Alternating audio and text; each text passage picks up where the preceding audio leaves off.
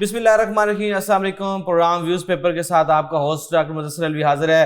ناظرین, کچھ head lines آپ کے ساتھ شیئر کریں گے اور اس کے بعد جو ہے وہ ان پہ تبصرہ اور تجزیہ جو ہے وہ پروگرام کا حصہ ہوگا. ہمارے ساتھ موجود ہوں گے خبروں کی تجزیہ کے لیے سینئر صحافی سعید الوی صاحب, ان کو بھی پروگرام میں شامل کریں گے. السلام علیکم. جی وعلیکم السلام. اچھا, یہ ہیڈ لائنز جو ہیں وہ بڑی جو ہے وہ آج بڑی دلچسپ ہے, خاص طور پر جو بھارتی ٹیم کی ہردرمی جو گزشتہ سب پاک بھارت ٹاکرا ہوا دبئی میں, اور جو کھیل ہے وہ اپنی ایک سائیڈ پہ ہو گیا کہ اس میں جیت یا ہار کا فیصلہ ہو گیا, لیکن اس کے بعد جو ٹرافی نہ لینے والی جو ایک اس میں روایت قائم کی انڈیا نے, یہ ایک بڑی جو ہے وہ بڑی دلچسپ جو ہے وہ مقابلہ بازی شروع ہو گئی ہے کہ کوئی ایک ٹیم ایسا کرتی ہے, اس کے جواب میں دوسری ٹیم ویسا کرتی ہے. ایک تو ہینڈ شیکنگ سے یہ شروع ہوا معاملہ, اور اس کے بعد جو ہے وہ پھر جو ہے مختلف جو جسچر دیے گئے, جواباً جسچر بھی دیے گئے, اور پھر جو ہے وہ آپریشن سندور کا بھی ذکر کر دیا انڈین پلیئرز کی طرف سے, پاکستان کی طرف سے اعتراض کیا گیا, آئی سی سی کی انٹرونشن ہوئی.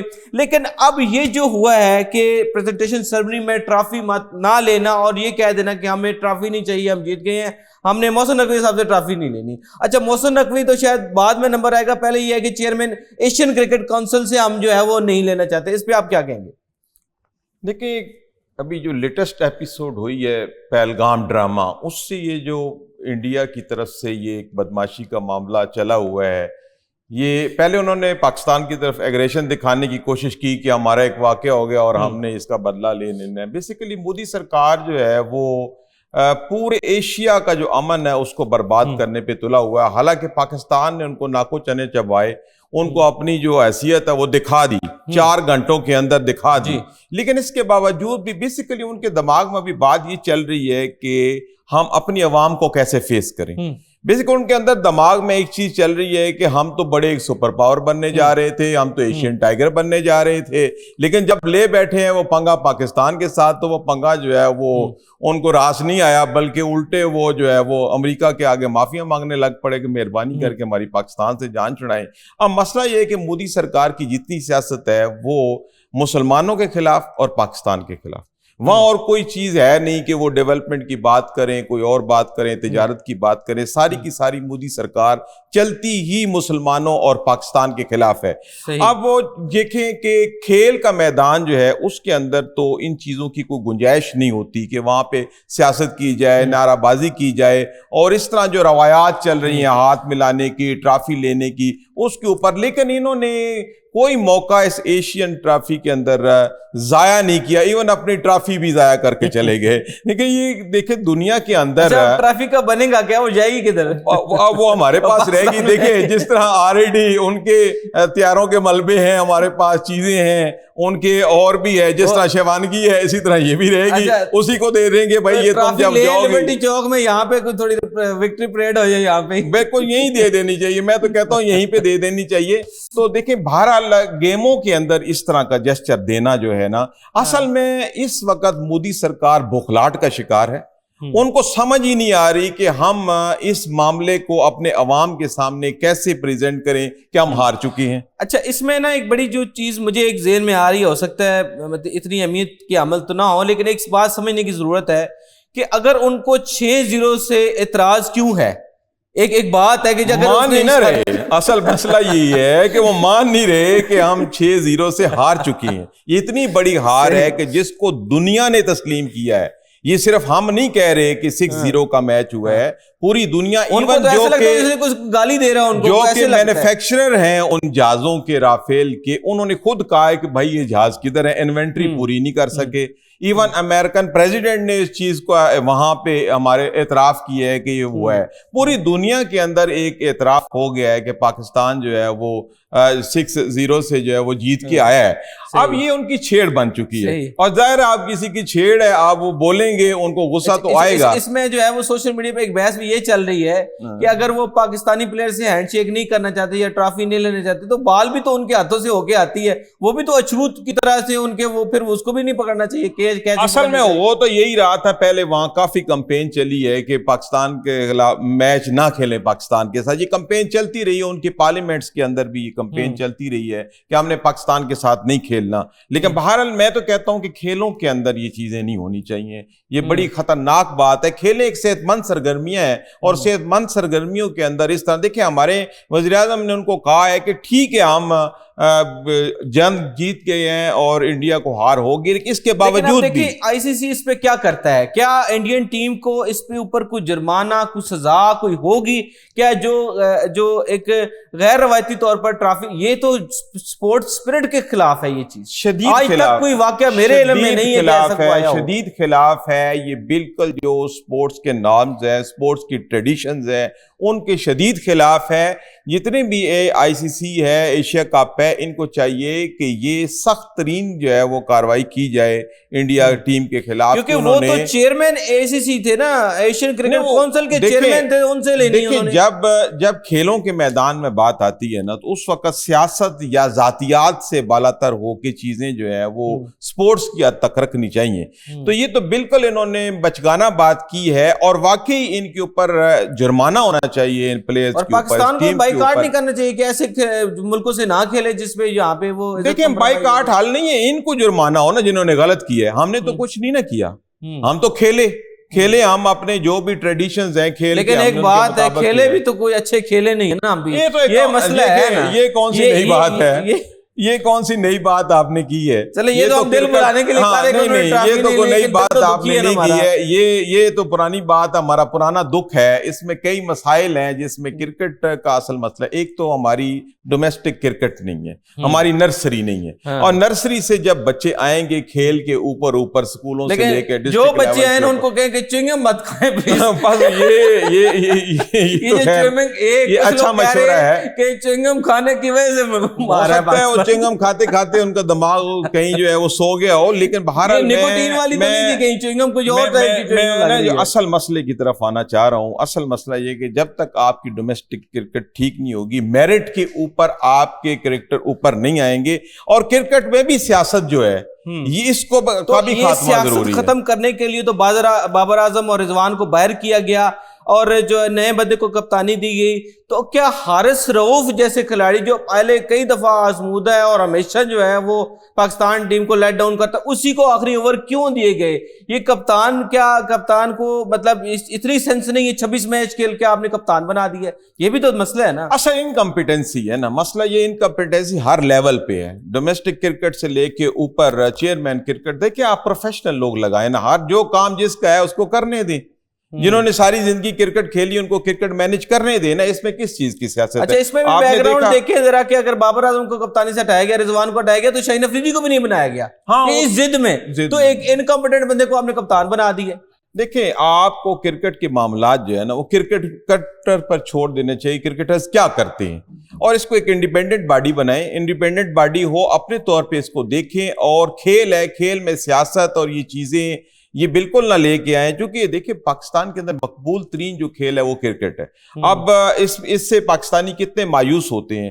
اب جب بھی میچ ہوتا ہے کوئی انٹرنیشنل لیول کے اوپر تو ہمیں مایوسی کا سامنا کرنا پڑتا ہے. تو اس سے بچنے کے لیے بہت ضروری ہے کہ آپ کرکٹ کو گراؤنڈ سے آپ سب کو فارغ کر کے نئے بندے بھرتی کریں, نئے کریں لیکن کمپیٹنٹ کریں. نئے کا یہ مطلب نہیں کہ پھر آپ سفارشی لے آئیں. نئے سے کام نہیں چلنا, کام چلنا ہے کمپیٹنٹ لوگوں سے. اور کمپیٹنسی تب آئے گی جب آپ گراؤنڈ لیول سے کرکٹ کھیلنا شروع کریں گے. جو ریئل ٹیلنٹ ہے وہ نیچرلی اوپر آئے گا. جب نیچرلی ریئل ٹیلنٹ اوپر آئے گا پھر ان کو آپ سیاست کے ذریعے ہٹائیں گے نہیں تو آپ کو. لیکن سب سے بڑی سیاست تو پی ایس ایل ہے, جو پی ایس ایل کی وجہ سے بھی ایک ہمیں سیٹ بیک ہوتا ہے. بہت ساری اس کی وجہ سے بھی پالیٹکس اور بہت زیادہ فائنینشیل انٹرسٹ منسلک ہوتا ہے. بالکل یہ تو عاقب جاوید صاحب کو کب کے جو ہے وہ اصل مسئلہ یہ ہے نا کہ کرکٹ کے اندر بھی یہ بھی کارپوریٹ ایک سیکٹر بن گیا ہے, اور اس کے اندر بھی پالیٹکس آ گئی ہے, اس کے اندر بھی پیسہ انوالو ہو گیا. تو کوئی بھی کام ہے جس کے اندر کمائی کے ذرائع ہوں گے, اس طرح کارپوریٹ سیٹ اپ ہوگا تو اس میں ظاہر ہے مینیپولیشن تو ہوگی. اور یہی وجوہات ہے کہ پاکستان کے اندر کرکٹ کا مسئلہ بن گیا ہو. ٹھیک جی. پاکستان میں ویکسینیشن جو ہے وہ ایک مہمہ بنی ہوئی ہے, اور عرصہ دراز سے ہم نے دیکھا ہے کہ مختلف بیماریوں کے جو علاج کے لیے پریمپٹیو طور پر جو ہے وہ ویکسین جو ہے وہ جو مروجہ طریقہ کار ہے اس کے تحت لگائی جاتی ہے. لیکن پتہ نہیں کیوں پاکستان میں ویکسین ویکسینیشن کے اوپر بہت سارا جو ہے وہ پروپیگنڈا بھی ہوتا ہے اور اس میں کامیابی حاصل نہیں ہو سکتی. خاص طور پر ہم نے پچھلے دنوں میں دیکھا جب HPV ویکسین کے حوالے سے جو ہیومن پیپلوما وائرس ویکسین کے حوالے سے بہت زیادہ خبریں جو ہیں وہ نیوز پرنٹ میں بھی اور سوشل میڈیا میں بھی زیر گردش رہیں, اور یہ ویکسین کے حوالے سے خصوصی طور پر جو فیمیلز کو لگنی تھی, جو 9 سے 14 سال کی بچیوں کو HPV ویکسین لگنی تھی, اس حوالے سے بہت زیادہ جو ہے وہ کمپین کی گئی اس کے خلاف, لیکن حکومتی اقدامات کچھ اس طرح سے ہوئے کہ رزلٹ جو ہے وہ توقع سے کے مطابق ہی نکلے. ایک دفعہ ایکسٹینڈ کرنی پڑی ڈیٹ, لیکن HPV ویکسین جو ہے وہ اس حوالے سے کافی کامیابی ہوئی ہے گورنمنٹ کو, اور جو ہے وہ گورنمنٹ اس جو ہے وہ مہم کو کامیاب بنانے میں جو ہے وہ بہت کوشش کر رہی تھی. رزلٹ بھی ٹھیک ہے. اچھا یہ بتائیے کہ سعید صاحب, یہ اس کے اوپر پہلے ہم نے دیکھا پولیو میں بھی بہت زیادہ کنٹروورسی ہوئی, اور جو ہے وہ ویکسین کے حوالے سے بہت زیادہ لوگوں میں جو اضطراب پایا گیا, بے چینی پائی گئی, اور کچھ ایسی تو ویڈیوز وائرل ہوئیں جس میں کہا کہ بچوں کی طبیعت خراب ہو, ایک دم ہاسپٹلائز کرنا پڑا. ان خبروں کی کیا حقیقت ہے, یہ اس بارے میں آپ بتائیے گا. آپ HPV ویڈیو کے حوالے سے جو آپ بات کریں یہ بیسیکلی ہے نہیں یہاں کی, باہر کی کہیں ہے. سوشل میڈیا کا المیہ یہی ہے کہ جب بھی کوئی معاملہ ہوتا ہے تو کوئی نہ کوئی فیک چیز ایسی جو ہے وہ چلا دی جاتی ہے, وائرل ہو جاتی ہے. چونکہ سسٹم ایسا ہے یہ اس کا سوشل میڈیا کے, جو چیز لوگ دیکھتے ہیں وہ اتنی آگے پھیلنا شروع ہو جاتی ہے. اب جہاں تک ویکسینیشن کا معاملہ ہے, پاکستان میں کوئی پچھلے کئی دہائیوں سے ویکسینیشن جو ہے مکمل طور پر کامیاب نہیں ہو رہی, اور یہی وجہ ہے کہ پولیو جو ایک پوری دنیا سے ختم ہو چکا ہے, صرف افغانستان اور پاکستان میں رہ گیا ہے. بے تحاشا کوششوں کے باوجود بھی جو ہے وہ یہ پولیو سے ہم جان نہیں چھڑا رہے, اور اس کی وجہ یہ ہے کہ اس کے خلاف بہت زیادہ کمپین ہوتی ہے. اور پولیو کی جو معاملہ ہے اس میں تو بہت زیادہ جو کمپین ہے, KP میں اس کے خلاف بہت زیادہ کمپین ہے. حکومت تو بہت کوشش کرتی ہے, لیکن اس کے باوجود بھی پوری طرح پولیو کے ڈراس پلائے نہیں جا سکتے, چونکہ اس میں انکاری بہت زیادہ ہے. پھر آپ نے دیکھا کہ پچھلے کافی عرصے سے پولیو ٹیموں کے اوپر حملہ بھی ہوتا ہے, اس کے لیے مدافعت ہے لوگ. اس کمپین میں بھی شاید ہوا ہے, اس میں بھی ہوا ہے. اصل معاملہ یہ ہے کہ پہلے ہی گورنمنٹ کو چاہیے تھا کہ چونکہ پہلے ہی ویکسینیشن کے اوپر سوالات اٹھے ہوئے ہیں, عوام اس معاملے میں مسکنسیپشن کا شکار ہے, اس میں پروپیگنڈا بہت ہے. اگر ایک نئی قسم کی ویکسین جو ہے وہ شامل کرنی تھی, گو کہ HPV ویکسین جو ہے یہ اس لیے ضروری ہے کہ اس کے 90% جو مریض ہیں وہ ایشیا اور افریقہ میں ہیں, اور بتایا جا رہا ہے کہ 2030 تک جو ہے نا وہ تقریباً کو 7 لاکھ خواتین اس مرض میں مبتلا ہو جائیں گی. یہ تو معاملہ تو انتہائی سنگین ہے, اور ویکسین لگنا بہت ضروری ہے. یہ بھی تو دیکھیں نا 150 ملکوں میں تو یہ لگ چکی ہے, تو ہمیں یاد آئی ہے. لیکن دیکھیں ہاں یہ بھی ایک بات ہے کہ 2006 سے پوری دنیا میں لگ رہی ہے, یہ ابھی لے کے آئی ہیں. لیکن میں اس طرف اشارہ کرنا چاہ رہا ہوں, چونکہ پولیو ویکسین اور دیگر ویکسینوں کے حوالے سے یہاں پہ مسئلہ ہے. آپ نے دیکھا کورونا کی ویکسین بھی آئی تو اس حوالے سے بہت لوگوں نے کہا کہ جی اس کے اندر کوئی یہ مسئلے ہو سکتے ہیں. ابھی تک سامنے آئے کہ کورونا ویکسین بہت زیادہ فراڈ تھا. وہ تو خیر چلیں وہ ایک علیحدہ معاملہ ہے, لیکن جو آلریڈی ویکسینز لگ رہی ہوئی ہیں یہ بیسیکلی اقوام متحدہ کے ذریعے آتی ہیں, ان کا سٹاف ہے, فنڈنگ بھی آتی ہے, اور یہ لگنی ضروری ہیں. اس میں پوری دنیا اگر متفق ہے تو ہمارا متفق ہونا جی کو بنتا نہیں ہے. لیکن میں اس طرف آ رہا ہوں کہ یہ چونکہ HPV ویکسین لگنا اس لیے ضروری ہے, جیسے پہلے میں نے بتایا کہ ایشیا اور افریقہ میں 90% اس کے جو مریض ہیں, تو اور یہ 2030 تک تقریباً کو 7 لاکھ خواتین میں یہ مرض ہونے کی توقع کی جا رہی ہے. لیکن میں یہ کہنا چاہ رہا ہوں کہ اگر چونکہ پاکستان کے اندر ویکسینیشن کے حوالے سے پہلے بہت زیادہ مسائل ہیں, لوگوں کے اندر غلط فہمیاں ہیں, تو جب یہ نئی قسم کی ویکسین اگر سسٹم میں شامل کی جا رہی تھی تو اس کی کمپین پہلے شروع کر دی جاتی, گراؤنڈ بنا لی جاتی, عوام کو اس بارے میں بتا دیا جاتا, اور مختلف جو عوامی سطح کے لوگ ہیں جو رائے ہموار کرتے ہیں ان کے ذریعے, ڈاکٹرز ہیں, پھر ہمارے جو مذہبی علماء ہیں, باقی لوگ ہیں جن کی آواز سے لوگ جو ہے وہ مطمئن ہو جاتے ہیں, ایسی آوازوں کے ذریعے پہلے ہمیں ایک گراؤنڈ بنا لینی چاہیے تھی, رائے عامہ جو ہے وہ بنا لینی چاہیے تھی. اس کے بعد اگر ہم یہ کمپین لے کے رائے عامہ کو ہموار کرنے کے لیے آپ نے دیکھا ہوگا جو وزیر صحت ہیں مصطفیٰ کمال صاحب, انہوں نے اپنی بیٹی کو ایون ویکسین لگائی. بہت بعد دیکھیں یہ ہونا تھا, پہلے کمپین شروع ہونے سے پہلے اگر اس کی رائے ہموار ہو جاتی, لوگوں کو بتا دیا جاتا کہ یہ جو ہے بہت ضروری ہے, کیونکہ ہمارا خطہ اس مرض میں مبتلا ہے, بہت سی خواتین اسے ڈیتھ ہو رہی ہے. اگر کوئی 2-4 ماہ پہلے اس کے اوپر کمپین کر لی جاتی, لوگوں کو اس بارے میں معلومات فراہم کر دی جاتی, تو جس طرف آپ نے اشارہ کیا ہے کہ وزیر صحت نے اپنی بیٹی کو لگائی, یہ تو بالکل کمپین کے یعنی پہلے دنوں میں لگائی گئی, شروع میں بھی لگا دی جاتی پھر بھی ہو سکتا ہے کہ اس کے کوئی مثبت اثرات ہو جاتے باہر. لیکن یہ بات ضروری ہے کہ اس طرح کی جتنی بھی چیزیں ہیں اس کے بارے میں حکومت کو, میڈیا کو اور جو سوشل انفلوئنسرز ہیں ان کو بجائے اس کے وہ نیگیٹو بات کریں, یہ نیگیٹو بات کے بجائے ان کو یہ سمجھنا چاہیے اور پھر اس کے حق میں بولنا چاہیے جو چیزیں ضروری ہیں. لیکن ہمارا یہاں مسئلہ یہ بن گیا ہے, جتنے بھی سوشل میڈیا انفلوئنسر ہے وہ نیگیٹو بات کو اٹھاتے ہیں اور اس نیگیٹو بات کو اتنا پھیلا دیتے ہیں. کوئی ایسی رپورٹ ہوئی ہو, کوئی ایسی آپ کے علم آئی ہو کسی نیوز میں بھی صبح بھی پڑھ رہا تھا اس حوالے سے کسی کو ویکسین لگی ہو اور اس کی طبیعت خراب ہوئی ہو یا اس کے اثرات دیکھیں, ویکسین لگتی ہے, چھوٹا موٹا بخار ہو جانا یا کوئی چھوٹی موٹی پرابلم ہو جانا, یہ تو ہوتا ہے, یہ کوئی ایسی بات نہیں ہے. لیکن کوئی بڑا واقعہ رپورٹ نہیں ہوا کہیں بھی, کسی ہاسپٹل سے کسی طرف سے کوئی بڑا واقعہ تو رپورٹ نہیں ہوا. میں اپنی بات واپس اسی طرف لے کے آنا چاہوں گا کہ سوشل میڈیا انفلوئنسر اس وقت جو ہے نا وہ بڑا نیگیٹو کردار ادا کر رہے ہیں. اب دیکھیں ان کو چاہیے کہ اگر آپ کو اللہ نے عزت دی اور آپ کی بات لوگ سنتے ہیں تو آپ کا کام ہے کہ آپ پازیٹیو بات کریں, خاص طور پہ صحت عامہ کے حوالے سے تو ایسی کوئی بات بالکل نہ کریں جس سے ایسی سنسنی پھیل جائے کہ ایک ضروری ترین کام جو ہے وہ رک جائے. صحیح, تفصیلات سے آگاہ کریں گے. ہمارے ساتھ موجود ہوں گے ڈاکٹر ندیم جان صاحب جو کہ ویکسینیشن مہم میں بڑی جو ہے ایکٹیولی اپنا رول پلے کرتے رہے ہیں اور سابق جو ہے وہ فیڈرل منسٹر فار ہیلتھ تھے جب نگران حکومت کا سیٹ اپ تھا. اچھا سر, یہ جو ایچ پی وی ویکسین کی جو مہم چلائی گئی پاکستان بھر میں, اس کو کس حد تک یہ کامیابی ملی گورنمنٹ کو, اس حوالے سے کچھ تفصیلات سے آگاہ کیجیے گا. جی سب سے پہلے تو بیک گراؤنڈ میں آپ کو بتاؤں کہ یہ ہوا سب کچھ کیسے. یہ شروعات ہم نے کی تھی جب میں منسٹر تھا, تو میں نے پرویکٹیولی اس کو اٹھایا کہ پاکستان ایچ پی وی کو انٹیگریٹ کر لے اپنی امیونائزیشن اسٹریٹجی میں, اور اس کے لیے میں نے ساری اپلیکیشن گاوی کو انگیج کرنا, پھر اپنے اسٹیک ہولڈر کو انگیج کرنا, پھر یہ ڈونرز کو, اور پھر ادھر سے جو پروسیس ہے اپلیکیشن ویٹ کرنے کے لیے سارا کچھ کر کے ہم نے بھجوایا. اور میری خواہش تھی کہ میں گلگت سے شروع بھی کر لوں. اس وقت گاوی نے ریزسٹ کیا, پتہ نہیں ان کے کیا ریزنز تھے, لیکن وہ میں بڑا پش کرتا رہا کہ بھائی جلدی سے ویکسین دے دے, ہم پائلٹ کر دیں, آپ کو ریزلٹس دے دیں.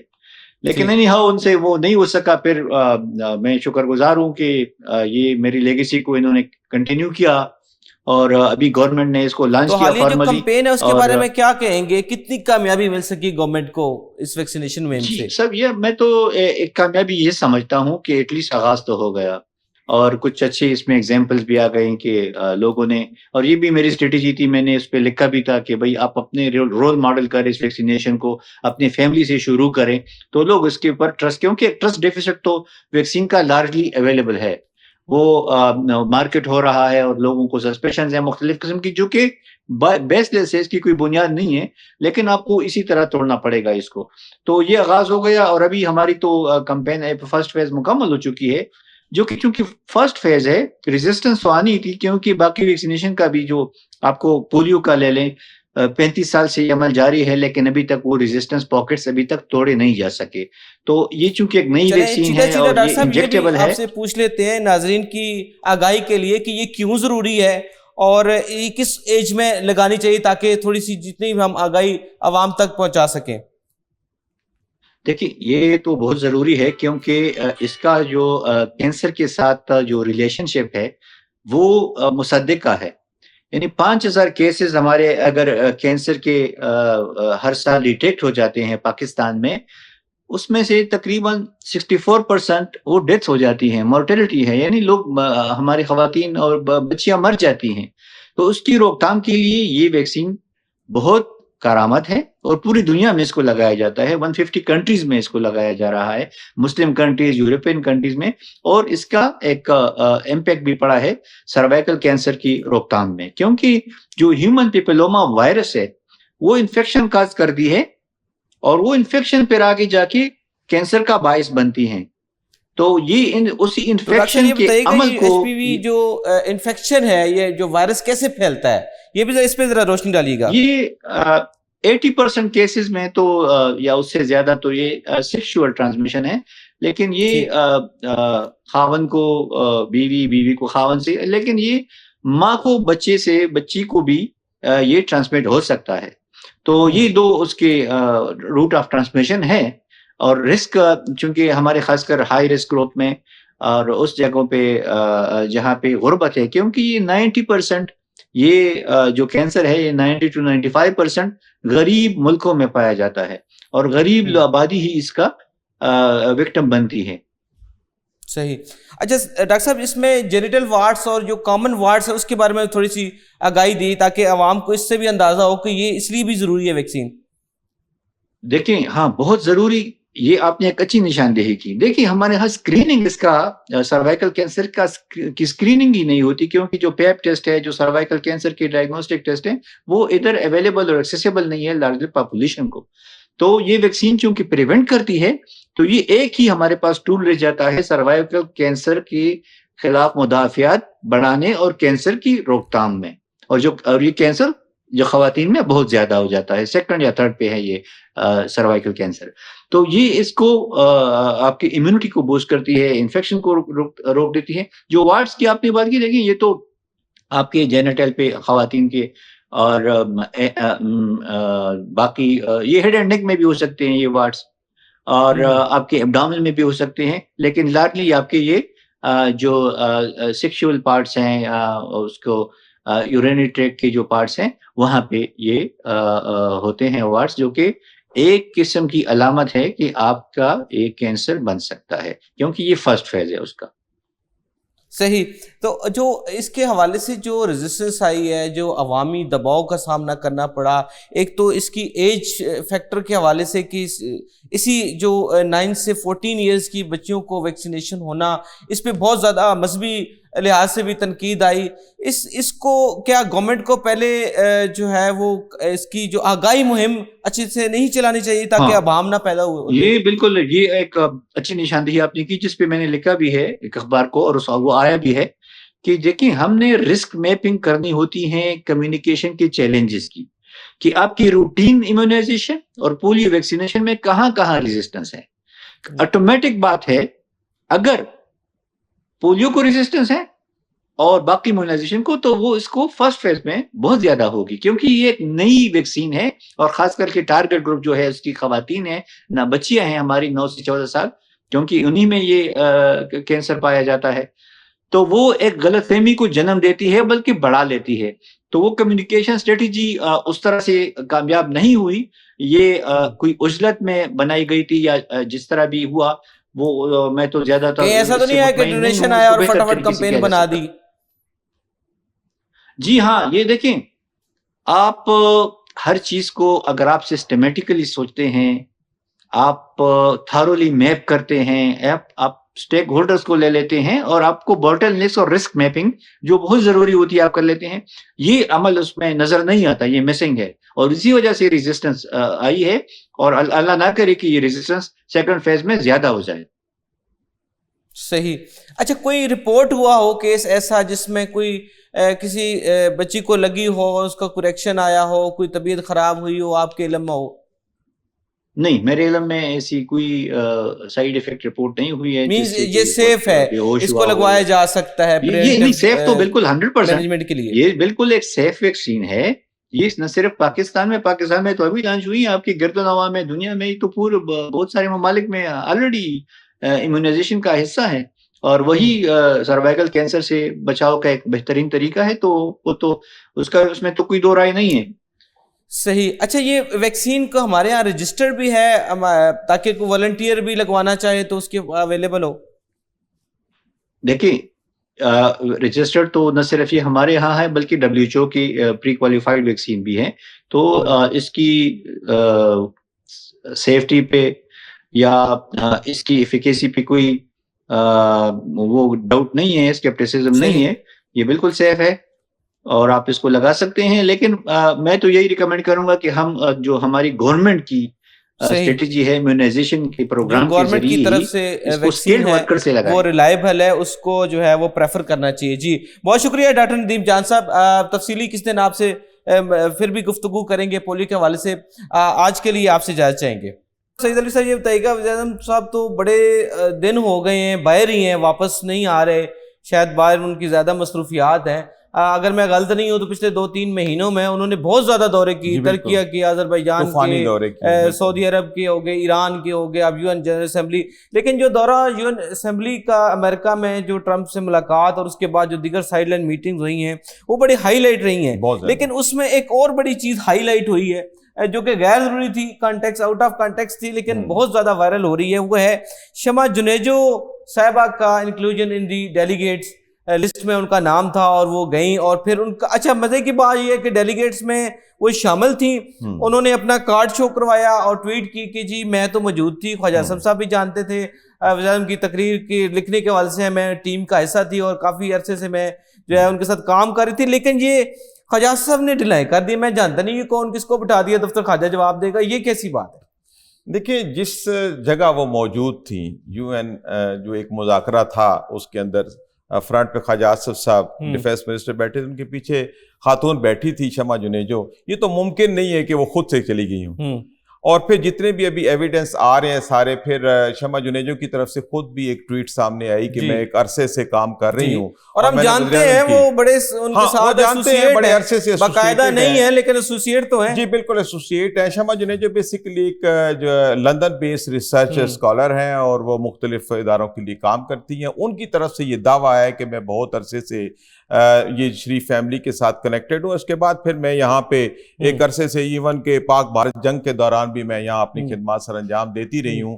بہرحال یہ چونکہ اب سوشل میڈیا کا دور ہے، اس میں جو بڑی بڑی کامیابیاں، ایسے شخصیت کو جنرل اسمبلی میں بٹھانے کا جس کا ٹریک ریکارڈ ٹھیک نہ ہو، اسرائیل کی حمایت میں وہ بالکل ٹھیک ہے. اصل میں بٹھانے پہ تو کوئی اعتراض نہیں ہونا تھا، آپ کی بات بالکل ٹھیک ہے. اگر جو شمع جنیجو کی جو ٹویٹس ہیں وہ اسرائیل کے حق میں، یہ اصل وجہ بنی ہے، اصل بات یہی ہے. ادروائز تو یہ ایک روٹین پریکٹس ہوتی ہے، آپ رومال پہن کے بیٹھے اور پیچھے آپ کا شخص وہ بیٹھا ہے جو بالکل یہ روٹین پریکٹس ہوتی ہے کہ حکومت کس کو لے جانا چاہتی ہے. وزارت خارجہ کی یہ ڈومین ہے کہ وہ جس کو چاہے لے جائیں، وہ ان کی جو بھی ضرورت ہوتی ہے. لیکن چونکہ جو پرانی جو ٹویٹس ہیں جو شمع جنیجو کی موجود ہیں، جس میں انہوں نے اسرائیل کی حمایت کی ہے اور ان کے وزیر اعظم کو ملنا جو ہے وہ اچھی بات قرار دی ہے، یہی چیز جو ہے اب حکومت کے گلے پڑ گئی ہے. دیکھیں ایک بات ہے کہ حکومت کو چاہیے کہ جب ایک کام کر لیا ہے اس کو سلیقے سے پھر طے کر لیتے. آپ کے وفد کا ایک حصہ ہے، آپ اس کو پہچاننے سے انکار کر دیں. بعد ازاں سوشل میڈیا پہ ان کے ساتھ تصاویر جو ہیں وہ کافی جگہ شیئر کی گئی ہیں، تو آپ یہ ڈینائی تو وہ نہیں کر سکتے کہ ہم اس شمع جنیجو نامی خاتون کو جانتے نہیں، جانتے تو ہیں. لیکن یہ کنٹروورسی بنا دی گئی ہے. اگر حکومت چاہتی تو اچھے طریقے سے اس کو ہینڈل کر سکتی. اس میں ایک اور بھی جو ہے وہ شخصیت کی اضافہ ہو گیا ہے. ڈاکٹر جو عیسانی صاحبہ جی جی وہ بلکہ اب ڈی جی ہیلتھ سروسز ہے پاکستان کی فیڈرل، تو ان کا بھی وہاں موجود ہونا وہ ایک سوالیہ نشان ہے. بے شک وہ یو این مشن میں کوئی نہ کوئی کسی تقریب کا ایسا تھی، لیکن وہاں پہ جنرل اسمبلی کے اجلاس میں عائشہ عیسانی کا ہونا، ایک ڈاکٹر کا ہونا، اور irrelevant to the foreign office اور فارن پالیسی اور فارن میٹر، آپ ایسے بندے کو کیوں بٹھا رہے ہیں؟ بس دیکھیں اب تو سوشل میڈیا کے دور چھپتا کچھ بھی نہیں ہے. پہلے تو ایسا شاید ہوتا ہوگا کہ وہ جب جس کو چاہے لے جاتے ہوں گے تو وہ ان کی مرضی ہے. لیکن اب چونکہ ایک ایک چیز جو ہے وہ نوٹ کی جاتی ہے، بارہ شیئر کی جاتی ہے اور مختلف اینگل سے شو کی جاتی ہے، تو اب یہ کہنا کہ جی وہ ایسے چلی گئی ہے، وہ ان کا بھی ہونا چونکہ ایک ڈاکٹر ہے، ڈاکٹر کا وہاں پہ یو این میں جانا جو ہے. لیکن بہرحال تھی ان کی تقریب میں شمولیت تھی، لیکن کوئی بات نہیں، جو بھی ہے اصل بات یہ ہے کہ حکومت کو چاہیے ابھی بھی کہ اپنی جو بھی ان کی لسٹ تھی وہ ڈسکلوز کر دیں کہ جی ہم خود لے کے گئے ہیں. جب لے کے گئے ہیں تو پھر ماننا تو پڑے گا نا، ماننا پڑے گا. نہیں مانیں گے تو یہ کنٹروورسی چلتی رہے گی. یہ سوشل میڈیا کا کمال ہے کہ اتنی بڑی اہم تقریر کی وزیر اعظم نے وہاں پہ، پاکستان نے اتنی کامیابیاں سمیٹی، لیکن ایک تصویر نے سب کا بیڑا غرق کر دیا. اور سوشل میڈیا اچھا ویسے جو فارن ٹرپس پہ جو ڈیلیگیٹس ہیں ان کی جو لسٹ پہ پہلے بھی بڑے اعتراضات آئے ہیں، تو کیا حرج ہے کہ ایسے ہی لوگ لے کے صرف جایا جائے جو متعلقہ ہو, غیر متعلقہ کو اگر لے بھی جانا ہے کسی اور پلین میں کسی اور تقریب میں لے جائیں. یہ بالکل آپ کی بات ٹھیک ہے, آپ کی بات ٹھیک ہے. یہ ڈپلومیٹک پاسپورٹ جو ہے وہ ذاتی جان پہچان پہ بھی دے دیے جاتے چاہ رہا ہوں کہ بلو پاسپورٹ جب آپ نے ایشو کر دیا ہے تو پھر غیر متعلقہ لوگوں کو بھی آپ نے کر دیا. یہ گفٹ ہے جی, بلو پاسپورٹ بھی گفٹ ہے. یہ اپنے من پسند لوگوں کو گفٹ کیا جاتا ہے, اپنے من پسند لوگوں کو یہ گفٹ دے کے باہر بھیجا جاتا ہے. اسی طرح من پسند لوگوں کو یہاں وزارتیں دی جاتی ہیں, من پسند لوگوں کو ٹھیکے دیے جاتے ہیں. کتنے بلو پاسپورٹ ایشو کیے جاتے ہیں اس ملک میں؟ یہی ہے ذاتی, جی بالکل, ذاتی پسند ناپسند کی عمر بڑے بڑے عہدے دیے گئے ہیں, ابھی بھی دیے جاتے ہیں. یہ بڑی بڑی ہسٹری ہے یہ پاکستان کے اندر کہ یہاں پہ میرٹ بیس کچھ نہیں ہوتا. جب ہم کرکٹ کی بات کر رہے ہیں تو اس میں بھی میرٹ کا مسئلہ ہے, یہاں بھی میرٹ کا مسئلہ ہے. اگر میرٹ پہ یہ لوگ لے کے جائیں اور صرف یہ منسٹری آف فارن افیئر کے کنسرن لوگ اگر دوروں کے اندر شامل ہوتے تو آج یہ دن نہ دیکھنا پڑتا. اتنی کامیابیوں کے باوجود بھی یہ ایک داغ جو لگا ہے دورے کے اوپر, اس سے بچ جاتے. صحیح. اچھا, ایک اور خبر جو دنیا نیوز کی لائن ہے اس میں یہ ہے کہ ملک ہر میدان میں آگے بڑھ رہا ہے, اکیلا کپتان کچھ نہیں کر سکتا, کامیابی ٹیم ورک سے ملتی ہے. وزیر اعظم صاحب کا جو اوورسیز پاکستانی ہیں ان کے ساتھ خطاب, اس میں انہوں نے کہا ہے کہ ترقی کا وقت آ چکا ہے, معیشت درست سمت پہ جا چکی ہے, اوورسیز پاکستانی ادارے. اچھا, کیا وجہ ہے کہ ہم اوورسیز پاکستانی کو جا کے ملتے ضرور ہیں, ان کے جو ہے وہ ان کی ہمیں ضرورت بھی رہتی ہے, فارن ریمیٹنس بھی چاہیے ہمیں ان کو, لیکن آج بھی ہمارا جو اوورسیز پاکستانی ہے بیچارہ وہ پریشان ہے. ہر صدر وزیر اعظم ادھر جاتا ہے, منسٹر جاتا ہے, ان سے ملتا ہے, وعدے وعید کرتا ہے, لیکن آج بھی یہاں پہ انہوں نے جو خریدی جائیدادیں ہیں ان کے اوپر قبضہ, گروپ پر قبضہ, مافیا نے قبضہ کیا ہوتا ہے, وہ قبضہ نہیں چھوڑتے. تو یہ کب تک سلسلہ چلتا رہے گا؟ دیکھیں, جو ہمارے باہر سمندر پار پاکستانی ہیں نا, یہ ہمارے ہر دکھ درد کا علاج ثابت ہو سکتے ہیں اور حقیقی علاج ثابت ہو سکتے ہیں. یہ جو آپ من ترلا کر کے IMF سے پیسے لیتے ہیں, ورلڈ بینک سے پیسے لیتے ہیں, ایشیائی ترقی باتی بینک سے لیتے ہیں, دیگر ممالک سے لیتے ہیں, آپ اگر اپنے جو لوگ باہر ہیں پاکستانی ہیں, محب وطن ہیں, اور سب سے بڑی بات یہ ہے کہ وہ پاکستان کے لیے کنٹریبیوٹ بھی کرنا چاہتے ہیں, کہ یہ نہیں کہ ان کو آپ نے منانا ہے, صرف ایک چیز ہے, آپ ان کا اعتماد جیت لیں, آپ ان کی یہاں پہ خریدی ہوئی جائیدادوں کا تحفظ کر لیں, آپ ان کے پیسے یہاں پہ بھیجے ہوئے جو ہیں ان کا تحفظ کر لیں, ان کو ایک صرف یقین دلا دیں کہ آپ کا پاکستان کے اندر مفادات کا تحفظ ہوگا, اور صرف ایک ایسا کمیشن بن جائے جو اوورسیز پاکستانی اس کے معاملات کو دیکھے اور واقعی دیکھے, ان کو یقین دلائے. اگر آج آپ اوورسیز پاکستانی اس کو راضی کر لیتے ہیں, آپ کو کسی بھی قرض کی ضرورت نہیں ہے, خود پاکستان جو ہے وہ اپنے پاؤں پہ کھڑا ہو سکتا ہے, آپ کو کچھ بھی کرنے کی ضرورت نہیں ہے. لیکن اصل پرابلم یہ ہے کہ یہاں پہ سب سے زیادہ شکار ہی اوورسیز پاکستانیز ہوتے ہیں, کیونکہ یہاں موجود نہیں ہوتے. ان کے جو یہاں پہ مفادات ہیں, ان کی جائیدادیں ہیں, ان کے اوپر قبضہ کرنا بہت آسان ہے. یہ حکومت کا کام ہے کہ جو آپ کے اچھے جو دوست ثابت ہو سکتے ہیں, جو آپ کے ہمدرد ہیں, باہر بیٹھے ہیں, اور وہ صرف آپ ان کو راضی کر لیں, آپ کو کسی طرف میں ترلا کرنے کی ضرورت نہیں. وہ جو کہتے تھے نا, ہم اپنا کاسا توڑ دیں گے, آپ کا کاسا ٹوٹ سکتا ہے, لیکن آپ اپنے جو روٹھے ہوئے لوگ ہیں, آپ جب ان کے ساتھ جا کے جو وعدے وعید کر کے آتے ہیں, اگر کسی بھی طریقے سے آپ ان کو وفا کر دیں تو آپ کو یہ واقعی کاسا آپ کو توڑ دینا پڑے گا, پھر آپ کو ضرورت نہیں پڑے گی. جو PM صاحب کی جو تقریر تھی جنرل اسمبلی میں, اس کے حوالے سے بھی کافی لوگوں نے اس پہ رائے کا اظہار کیا ہے. میں ذکر کرنا چاہوں یہاں پہ لیاقت بلوچ صاحب جو جماعت اسلامی کی نائب امیر ہیں, انہوں نے بھی وزیر اعظم کی تقریر کی جو ہے وہ تعریف کی ہے. چینی صدر نے بھی, وزیر اعظم نے بھی جو ہے وہ تعریف کی ہے. تو کتنا جو ہے وہ امپیکٹ آیا ہے ان کی سپیچ سے, جو فلسطین کاز ہے, جو انڈیا کے ساتھ ہمارا کانفلکٹ ہے, اس کو کیسے دیکھتے ہیں؟ دیکھیں جی, وزیر اعظم کی جو تقریر ہے بڑی مثالی رہی ہے. انہوں نے ہر پاکستان کے اہم موضوع کے اوپر بات کی ہے. انہوں نے کشمیر پہ بات کی, فلسطین کے اوپر بات کی, پاکستان کو آگے بڑھانے کی بات کی, اور اسٹریٹجک ریلیشن جو امریکہ کے ساتھ ہے وہ بات کی. انہوں نے کوئی اتنی جامع تقریر کی کہ ہر آدمی ان کی تعریف کر رہا ہے. اس کا مطلب لکھنے والے ٹھیک تھے, ساتھ لے کے گئے تھے, لکھنے والے بھی ٹھیک تھے, بولنے والے بھی ٹھیک تھے. اس وقت پاکستان ٹھیک پیس پہ جا رہا ہے, اور اس وقت اقوام عالم میں پاکستان جو ہے وہ ایک اچھے مقام کے اوپر کھڑا ہے. اب وقت ہے کہ ہم اپنے گھر کو ٹھیک کریں, ہم اپنے معاملات کو ٹھیک کریں. اگر آج بین الاقوامی سطح پہ پاکستان کی اہمیت ہے, لوگ یہاں پہ انویسٹمنٹ کرنا چاہتے ہیں, امریکہ جیسا ملک اگر یہاں پہ انویسٹمنٹ کرنا چاہتا ہے, ہمیں یہ دیکھنا ہوگا کیا پاکستان کا انفراسٹرکچر, کیا یہاں کے بیوروکریٹک سیٹ اپ, کیا یہاں پہ جو رولز ریگولیشنز ہیں اس قابل ہیں کہ باہر کے لوگ آ کے یہاں پہ انویسٹمنٹ کریں اور وہ کامیاب ہو جائیں؟ اصل میں ہمارے اپنے گھر کو ٹھیک کرنا ہوگا، ہم عالمی سطح پہ اپنی اہمیت کو ثابت کر چکے۔ اچھا، پی ٹی آئی کی جو پشاور جلسہ ہے اس کے حوالے سے بھی بہت متضاد خبریں آ رہی ہیں، اور وہاں پہ بد نظمی بھی ہوئی اور کوئی جوتے دکھانے اور مارنے کا بھی کوئی ذکر ہوا، تعداد کے اوپر بھی بڑی جو ہے وہ تنقید کی جا رہی ہے کہ پشاور میں اگر جلسہ ہوا اور وہاں پہ عوام کو جو ہے موبلائز نہیں کیا جا سکا تو کیا پاپولیرٹی پی ٹی آئی کی پشاور کے اندر ہارٹ آف کے پی کے میں بھی یہ اگر یہ ڈیولپمنٹ ہوئی ہے، کیا اس کے بارے میں کہیں گے؟